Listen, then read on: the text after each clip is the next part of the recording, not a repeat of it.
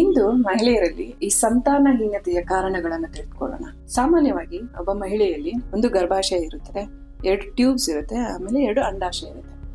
ಮಹಿಳೆಯರಲ್ಲಿ ಋತುಚಕ್ರ ರೆಗ್ಯುಲರ್ ಆಗಿ ಬರೋ ಕಾರಣ ಏನು ಅಂದ್ರೆ, ಅಂಡಾಶಯದಲ್ಲಿ ಪ್ರತಿ ತಿಂಗಳಲ್ಲಿ ಅರೌಂಡ್ 15 ಡೇ, ಈಗ ಮಹಿಳೆಗೆ ರೆಗ್ಯುಲರ್ ಆಗಿ 30 ಡೇ ಸೈಕಲ್ ಬರ್ತಾ ಇದೆ ಅಂದ್ರೆ ಅರೌಂಡ್ 15 ಡೇ ಅಂಡಾಣು ಅಂಡಾಶಯದಿಂದ ರಿಲೀಸ್ ಆಗುತ್ತೆ. ಈ ಅಂಡಾಣು ಟ್ಯೂಬ್ ಮುಖಾಂತರ ಗರ್ಭಾಶಯಕ್ಕೆ ಬರೋದು. ಈ ಗರ್ಭಾಶಯದ ಲೈನಿಂಗ್ ಏನಿದೆ ಅಲ್ಲ, ಅದು ತಿಂಗಳ ಬೆಳೆದು ಶೆಡ್ ಆಗ್ತಾ ಇರುತ್ತೆ. ಸೊ ಇದು ಬೆಳೆಯೋದು ಈ ಡೆವಲಪಿಂಗ್ ಎಗ್ ಇನ್ಫ್ಲೂಯೆನ್ಸ್ ಅಲ್ಲಿ ಲೈನಿಂಗ್ ಡೆವಲಪ್ ಆಗುತ್ತೆ.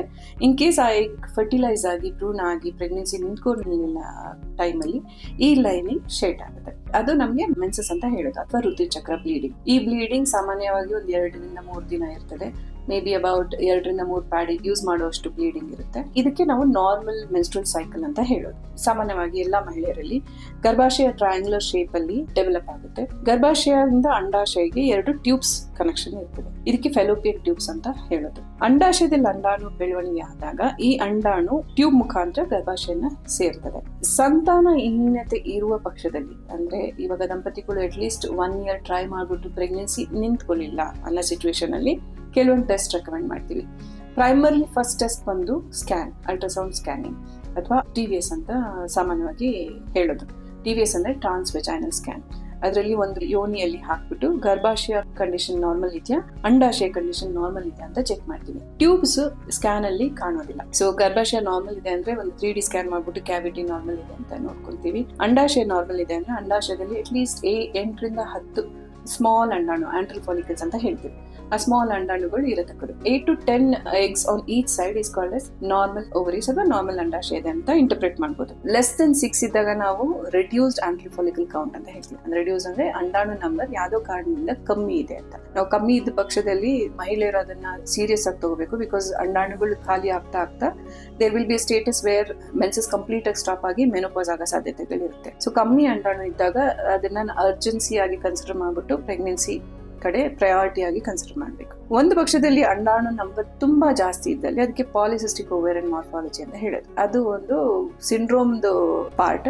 That syndrome is called polycystic ovarian syndrome. ಅದರಲ್ಲಿ ಇರ್ರೆಗ್ಯುಲಾರಿಟಿ ಆಫ್ ಮೆನ್ಸಸ್ ಇರುತ್ತೆ, ತುಂಬಾ ಅಂಡಾಣುಗಳಿರುತ್ತೆ. ಮಹಿಳೆಯರಲ್ಲಿ ಹೈಪರ್ ಆಂಡ್ರೋಜೆನಿಸಮ್ ಅಂದ್ರೆ ಮೇಲ್ ಹಾರ್ಮೋನ್ಸ್, ಪುರುಷರ ಹಾರ್ಮೋನ್ಸ್ ಜಾಸ್ತಿ ಇದ್ದು ಮ್ಯಾನಿಫೆಸ್ಟ್ ಆಗುತ್ತೆ. Like hair on the upper lip or beard area ಅಲ್ಲಿ ಆಗಲಿ, ಚೆಸ್ಟ್ ಮೇಲಾಗಿ ಹೇರ್ ಬೆಳೆದ್ರೆ ಅದು ಮೇಲ್ ಹಾರ್ಮೋನ್ಸ್ ಜಾಸ್ತಿ ಇದೆ ಅಂತ ಅರ್ಥ. ಸೊ ಇದೆಲ್ಲ ಮ್ಯಾನಿಫೆಸ್ಟೇಷನ್ಸ್ ಇದ್ದಲ್ಲಿ ಅದನ್ನ ಪಾಲಿಸಿಸ್ಟಿಕ್ ಓವೇರಿಯನ್ ಸಿಂಡ್ರೋಮ್ ಅಂತ ಹೇಳೋದು. ನಾವು ಸಕ್ಸಸ್ಫುಲ್ ಆಮೇಲೆ ಹೆಲ್ದಿ ಪ್ರೆಗ್ನೆನ್ಸಿ ಆಗ್ಲಿಕ್ಕೆ 3 ಥಿಂಗ್ಸ್ ಇಂಪಾರ್ಟೆಂಟ್. ಒಂದು, ಅಂಡಾಶಯದಲ್ಲಿ ಅಂಡಾಣು ಸರಿಯಾಗಿ ಡೆವಲಪ್ ಆಗಬೇಕು. 2ನೇದು, ಪುರುಷರಲ್ಲಿ ಸ್ಪರ್ಮ್ ಕ್ವಾಲಿಟಿ ಚೆನ್ನಾಗಿರ್ಬೇಕು.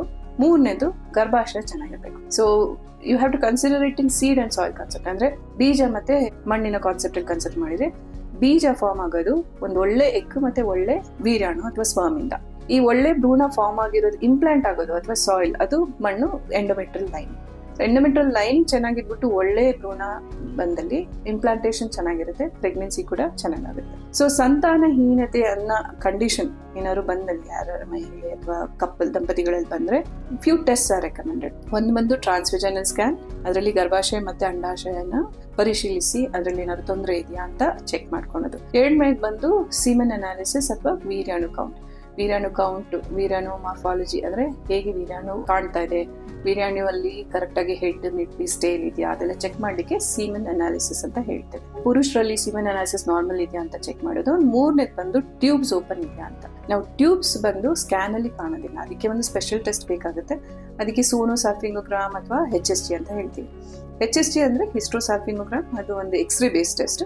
ಸೋನೋಸಾಲ್ಪಿಂಗೋಗ್ರಾಮ್ ಬಂದು ultrasound based test. 2 test similar accuracy ಇರುತ್ತೆ. So either can be taken up. ಅದರಲ್ಲಿ ಏನ್ ಮಾಡ್ತೀವಿ ಅಂದ್ರೆ, ಒಂದು ಟ್ಯೂಬ್ ಹಾಕ್ಬಿಟ್ಟು ಗರ್ಭಾಶಯದ ಒಳಗಡೆ ರಿಪುಷಿಂಗ್ ಫ್ಲೂಯಿಡ್ ಅಂದ್ರೆ ನೀರನ್ನ ಇಂಜೆಕ್ಟ್ ಮಾಡ್ತೀವಿ. ಆ ನೀರು ಕರೆಕ್ಟ್ ಆಗಿ ಫಿಲ್ ಆಗ್ತಾ ಇದೆಯಾ, ಕರೆಕ್ಟ್ ಆಗಿ ಟ್ಯೂಬಲ್ ಹೋಗ್ತಾ ಇದೆಯಾ ಅಂಡ್ ಫ್ಲೋ ಆಗ್ತಾ ಇದೆಯಾ ಅನ್ನೋದು ಗೊತ್ತಾಗುತ್ತೆ.